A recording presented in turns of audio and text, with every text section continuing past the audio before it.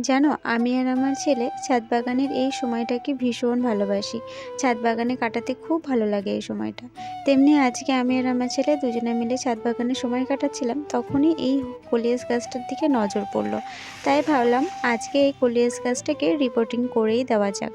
গরমের যে সমস্ত গাছ শীতকালে ডরমেন্সিতে ছিল, সেই সব গাছগুলোকে এবার একে একে রিপোর্টিং করার পালা।